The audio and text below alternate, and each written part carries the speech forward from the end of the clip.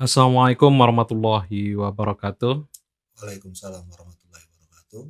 Alhamdulillah pada siang hari ini kita bertemu kembali di podcast Jembermu.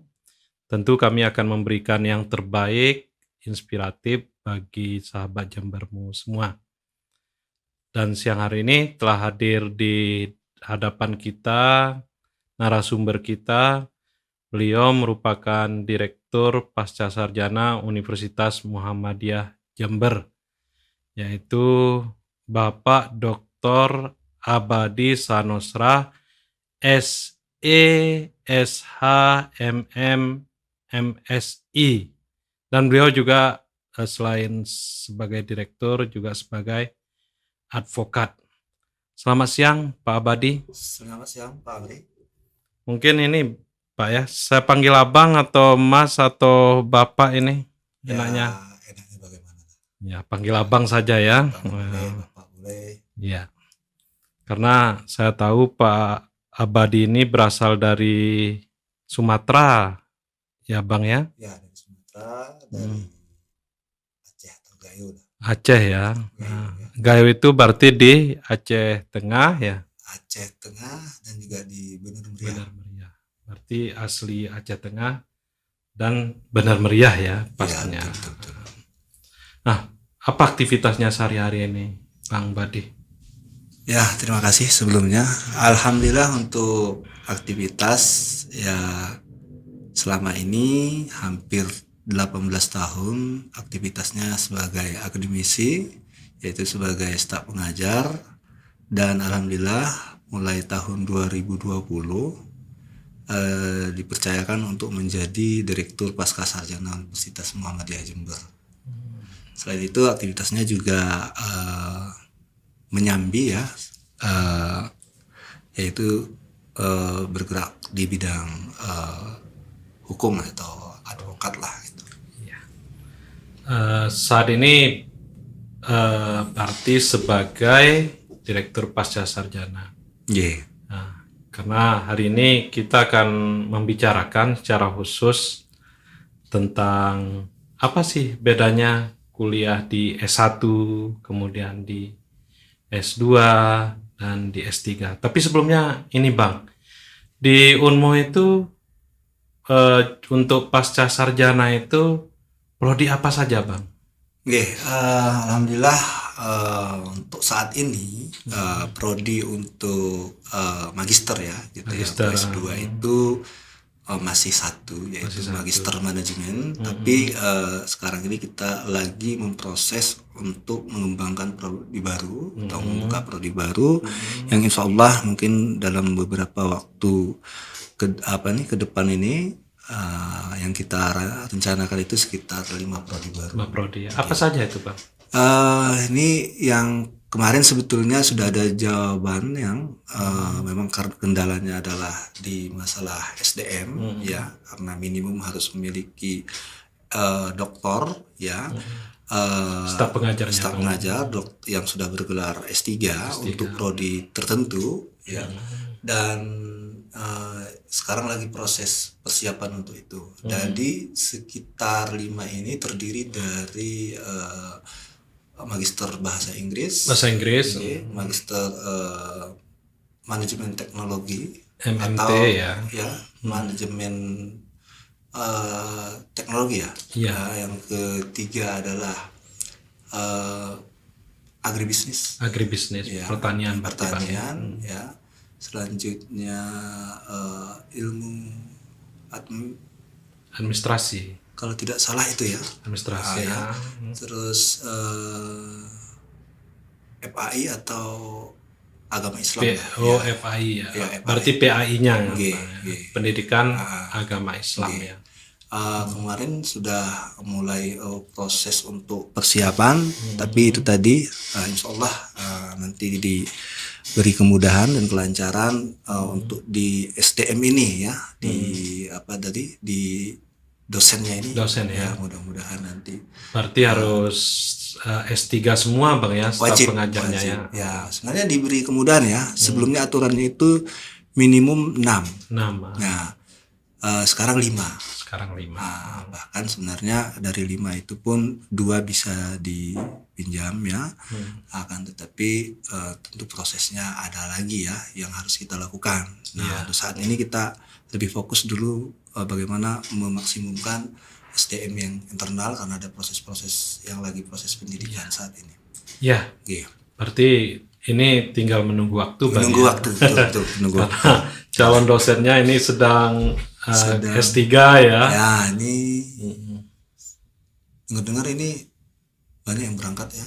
Banyak yang berangkat. S3 ya. Artinya ke depan nanti SDM kita melimpah Bang ya. Amin. Dan itu yang kita harapkan, semoga yang berangkat ini cepat kembali ya. Supaya kita itu gampang untuk mengembangkan beberapa prodi yang memang mungkin trennya sekarang ini lagi meningkatnya, bahwa animo masyarakat untuk menyekolahkan anaknya atau orang-orang mau melanjutkan studi lanjutnya ke jenjang yang lebih tinggi, yang sebelumnya itu cukup S1, sekarang ini kayaknya trennya itu S2 itu sudah umum. Jadi ini peluang pasar lah ya. Oke Bang. Nah ini Abang sudah membuka bahwa umum sekarang ini pendidikan itu S2 bahkan S3. Nah, pertanyaannya begini Bang, kenapa orang harus S2 atau S3 Bang hari ini Bang? Baik. Jawaban untuk pertanyaan itu ada jawaban secara idealis ya. Artinya memang orang itu terpanggil untuk mengembangkan dirinya ya, untuk mendapatkan ilmu di mana tentunya proses jenjang-jenjang tadi wajib untuk dilakukan atau dilewati. Namun demikian ada juga ya motif yang mungkin ada karena faktor-faktor tuntutan ya, tuntutan kerja ini kalau tidak salah ya.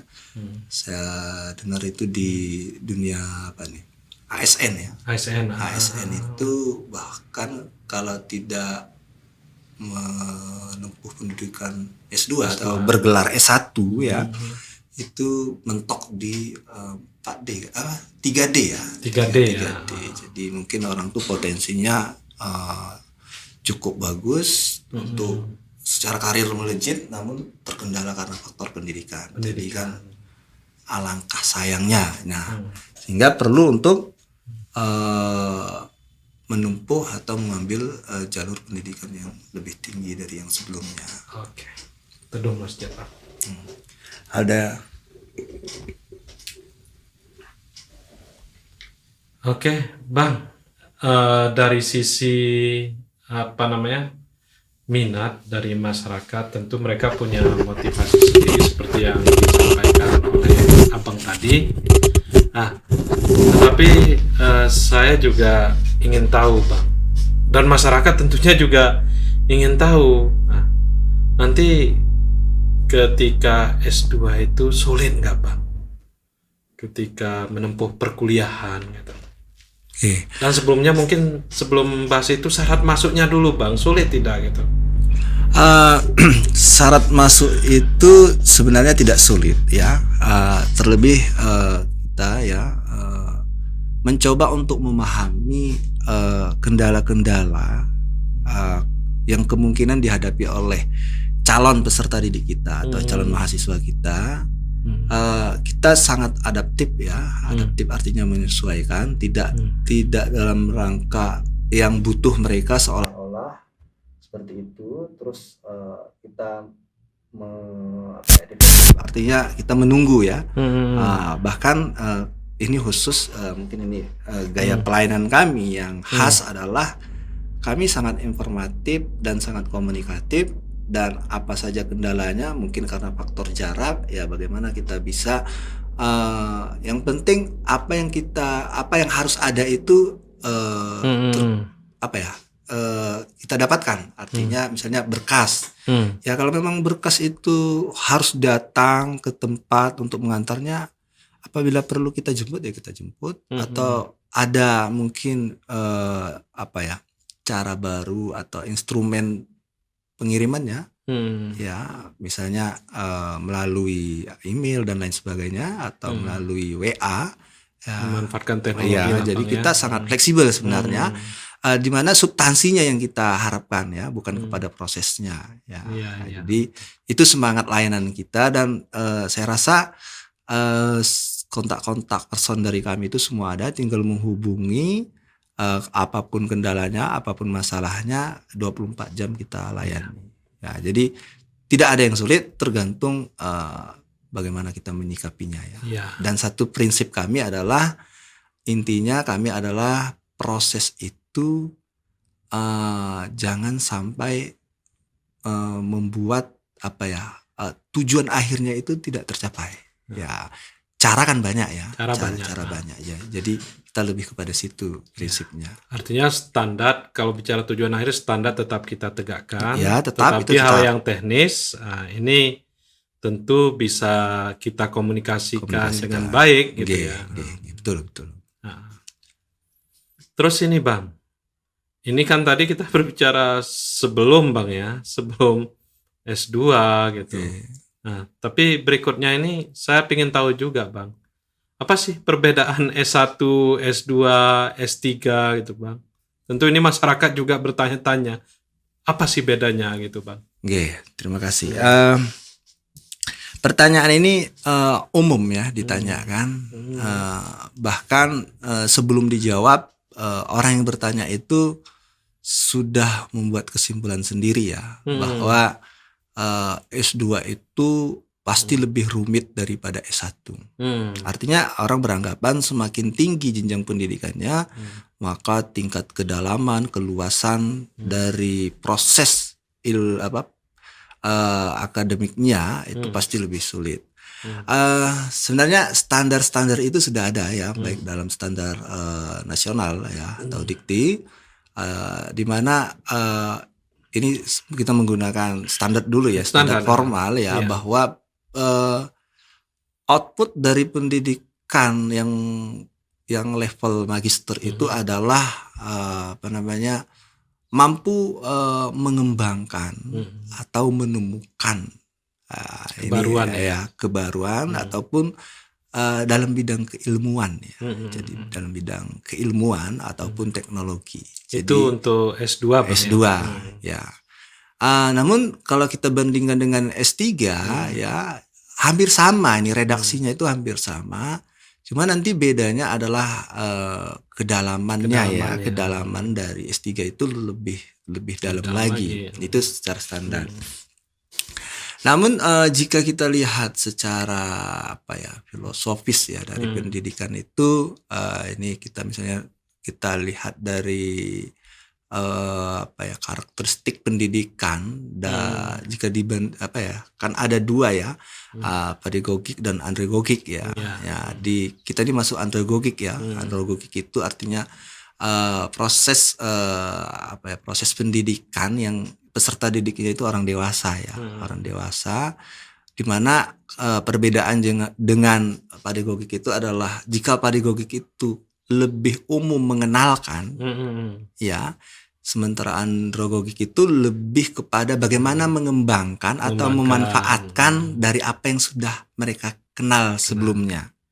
Jadi dengan demikian di S2 ya atau magister ya, itu lebih menekankan kepada pengembangan pengetahuan yang ada, yang mereka terima di jenjang sebelumnya. Misalnya dalam konteks metodologi ya. Di metodologi penelitian mereka dikenalkan jenis-jenis penelitian dan beberapa pendekatan penelitian atau metodologinya, terus apa yang dimaksud dengan populasi, sampel, data dan lain sebagainya ya. Artinya definisi-definisi itu diberikan pada saat S1. Nah, tetapi di S2 definisi ini sudah harus bisa dioperasionalkan. Ya, sudah bisa dioperasionalkan. Nah, jadi artinya manfaat dari pengetahuan yang didapatkan di S1 ini di S2 itu sudah mulai terarah. Ya, ini secara saya pahami seperti itu ya. Terus bagaimana dengan S3? Tentunya tadi harus ada kontribusi ya, kontribusi ya. Sehingga bisa disimpulkan begini. S1 itu adalah belajar untuk mengetahui. Jadi belajar untuk tahu. Ya. Terus S2 itu adalah belajar untuk bagaimana menggunakannya. Pengetahuan itu. Ya.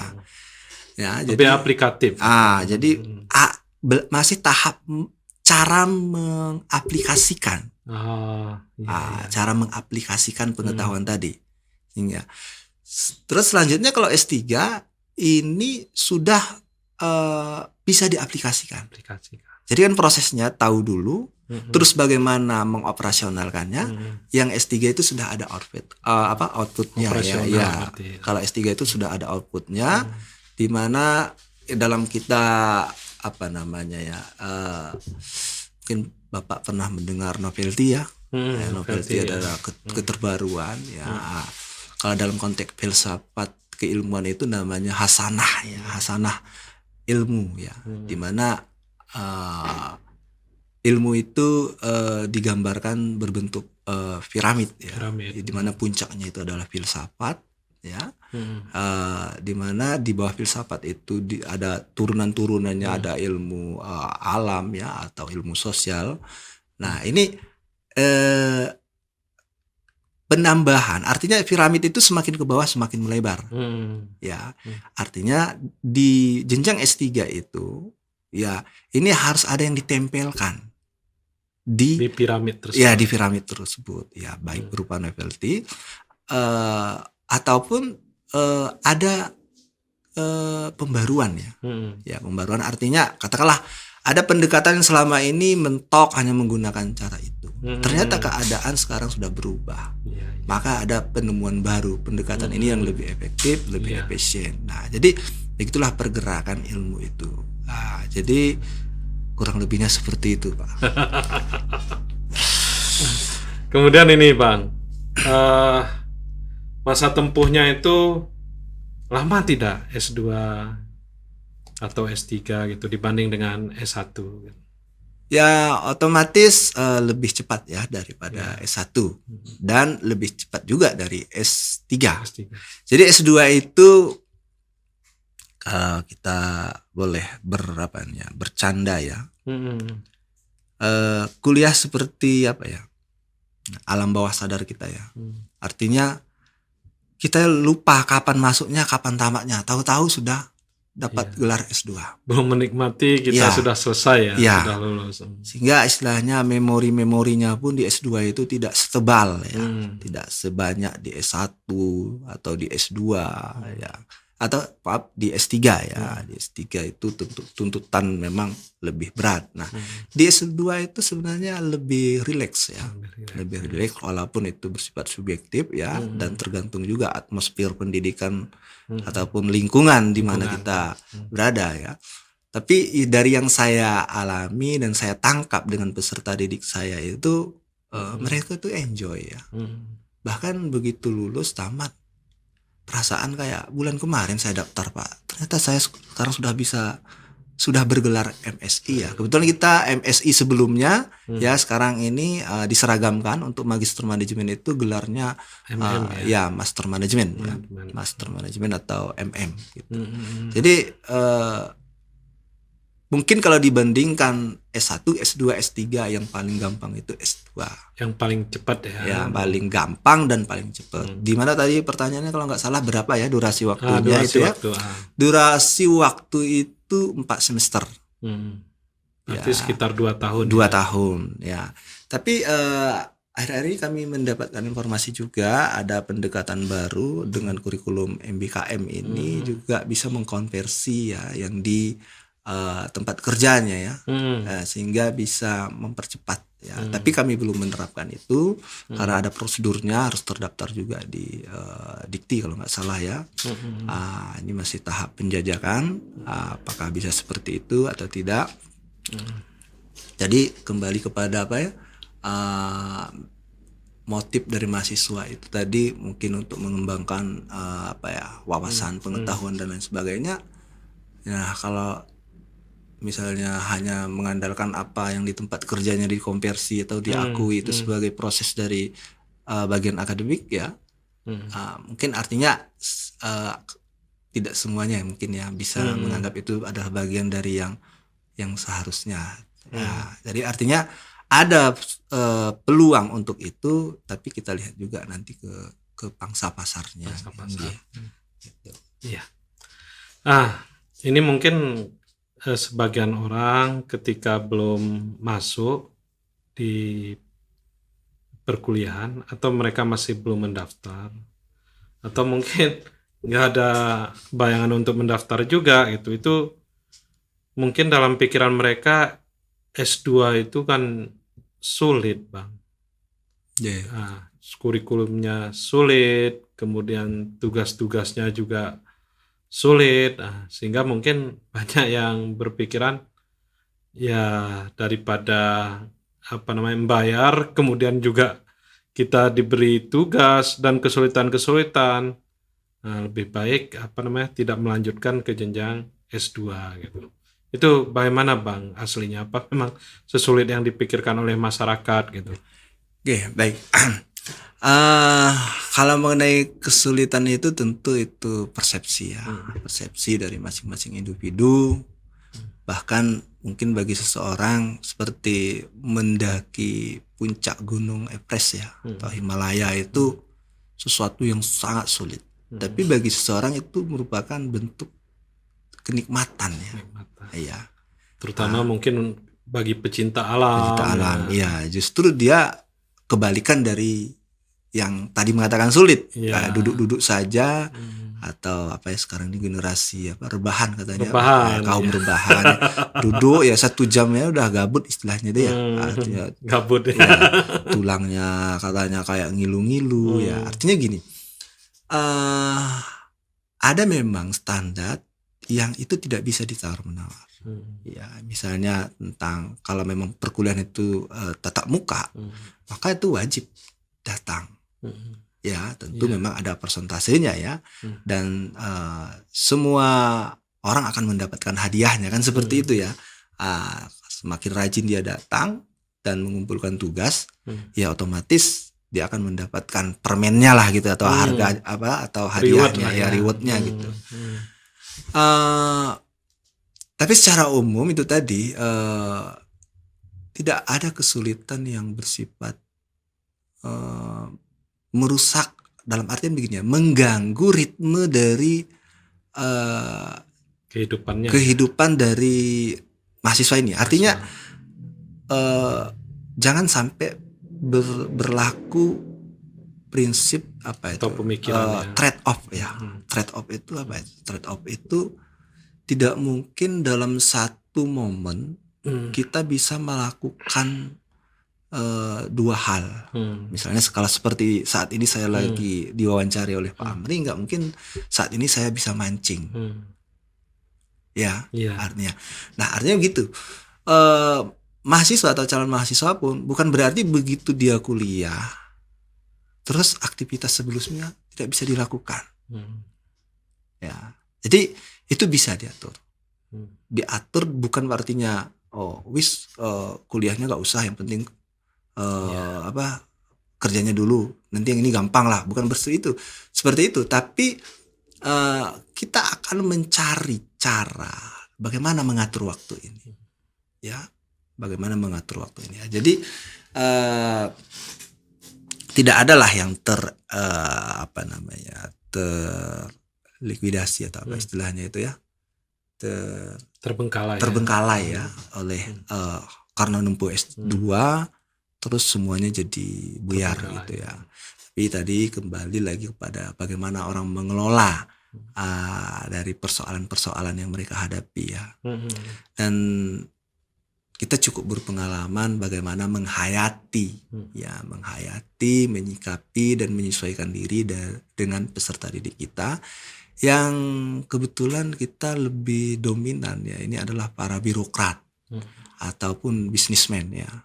Jadi mereka itu memang tipe-tipe orang super sibuk ya, super sibuk, dan di tengah kesibukannya tidak mungkin bisa mereka membelah diri ya, membelah diri, membelah konsentrasi ya. Tapi itulah kita ciptakan atmosfer akademik yang bagaimana ketika mereka itu bekerja tidak diganggu oleh proses akademik, tetapi bagaimana juga ketika mereka lagi proses perkuliahan tidak juga terganggu oleh proses pekerjaan di kantornya. Dan kedua-duanya berkualitas harapan kita, Bang. Alhamdulillah ya. Alhamdulillah untuk saat ini ya, mungkin saya terlalu subjektif ya. Jadi banyak perubahan-perubahan setelah mereka mendapatkan S2, banyak yang WA, alhamdulillah Pak saya sudah ditunjuk jadi ini, ya jadi itu, ya jenjang karirnya langsung. Dan tentunya tidak hanya karena sekarang sudah bergelar S2 ya. Jadi untuk karir itu kan tidak melulu kepada sudah ijazah ya, tetapi kompeten tidak. Kompeten. Iya kan? Terus perilaku. Iya, jadi bisa nggak menjadi, kalau dikirim menjadi utusan untuk ke lembaga tertentu, ya sudah bergelar S2, terus tentunya bagaimana mereka membawa dirinya, menampilkan dirinya, ya itu kelihatan, artinya sudah bisalah mewakili daripada lembaganya. Nah, jadi kita lebih kepada mendorong terjadi perubahan karakter. Ya, dari karakter yang positif. Kalau sudah sebelumnya positif, bagaimana ini lebih meningkat lagi ya tingkat positifnya ya. Bahkan kita kadang lucu juga ya, sampai mengajarkan istilah-istilah itu ya, yang kadang-kadang mereka itu terperangah ya, artinya masalah itu ribuan kali, istilah itu ribuan kali kami dengar Pak.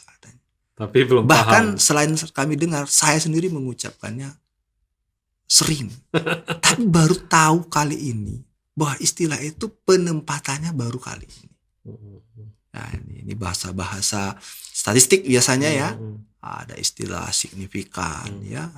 Selama ini kalau ditanya signifikan itu apa, berpengaruh dan lain sebagainya ya. Jadi kita tanya bukan makna signifikan itu, tapi bukan kita menggurui, artinya ini berdiskusi ya, bahwa akhirnya dapatlah kepada apa yang dimaksud dengan signifikan itu. Dan itu sangat besar pengaruhnya ketika mereka nanti berbicara dalam forum dan berhadapan dengan siapa. Pilihan kata-kata ini, kalimat ini itu sangat membantu mereka ya. Jadi itu terasa sekali tingkat kepercayaan diri mereka setelah mereka menyandang gelar S2. Nah, itu mungkin yang bisa saya paparkan ya. Saya kombinasikan antara baik dalam konteks formalnya ya maupun dalam konteks informal lah ya, non formal gitu. Iya. Yeah. Terus ini Bang, pernah nggak Abang ini baik di S2 ya maupun S1 tidak meluluskan skripsi mahasiswa itu?